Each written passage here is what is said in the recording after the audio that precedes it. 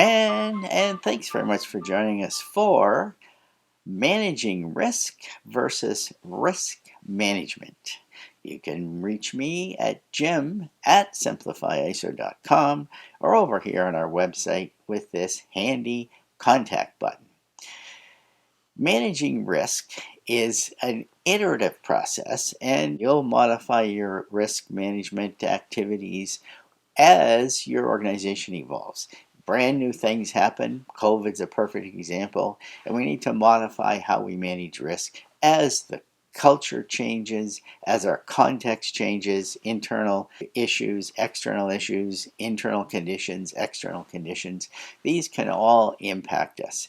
Top management is accountable for managing risk, and it contributes to improvement of the management system. Another requirement of top management in clause 5.1.1 in ISO 9001. It only makes sense from a business perspective to continually improve the effectiveness of the management system so you can improve quality, improve your environmental performance, improve your energy performance, improve your health and safety record. So by managing risk, the system can get better if you're watching for ways to make the system help you with risk.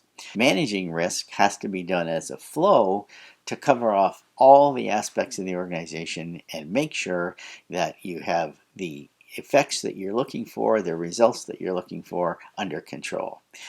Managing risk needs to consider the context we talked about. Internal conditions, people, culture, skills, access to talent, your equipment. Are you competitive with it? Work environment as well, not just the physical things, but the culture that's in your organization, and external issues. Things like competitors, regulatory bodies, stakeholders of all kinds, shareholders even. All these things need to be taken into account when you're putting together your risk approach. Managing risk can be improved with ISO 31000. It includes principles, frameworks, and process. We're going to have a free webinar on June 29th, actually, on this exact standard. There'll be a link to it underneath the video. Managing risk versus risk management. What is risk management? The definition of risk in ISO 31000 is the effect of uncertainty on objectives, and risk management is defined as coordinated activities to direct and control an organization with regard to risk. Management is accountable for managing risk. The oversight bodies are accountable for overseeing risk management. Regulatory bodies, registrars, agencies, any organizations that you're associated with that include some sort of oversight, all these bodies are responsible for risk management. Oversight bodies review the risks and objectives to make sure they're aligned with your organization's strategy.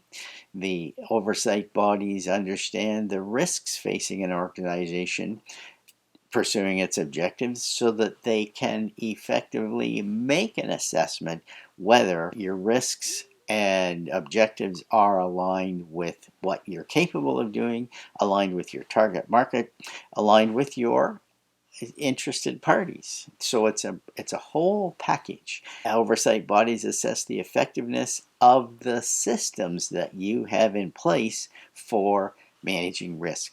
So it doesn't help you a whole bunch if you've got a great risk matrix, if that happens to be how you do it, but nothing in place to manage the risks that you've identified. Oversight bodies make sure you've identified your risks adequately relative to your context. We've already talked about context. So all these things need to be taken into account when you're assessing risk. Another thing that's really critical is your supply chain. So besides everything else, besides the people, besides their processes, besides the work environment, besides your infrastructure, we really need to be thinking about where your inputs are coming from, whether they be physical inputs, data inputs, service inputs, whatever. That needs to be considered when you're putting together your entire risk plan. Then finally, once you've done the risk assessment, You've done some measurements on how effective your risk activities are. The oversight bodies check to see if all this information is being communicated well within your organization. It certainly gives the risk activities a lot more value and a lot more credibility and a lot more impact on your organization if communication takes place about what's going on.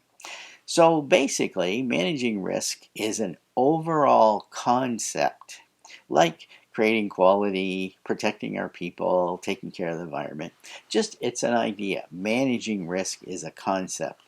However, risk management is the set of processes that you have in place to direct and control yourself in the realm of risk.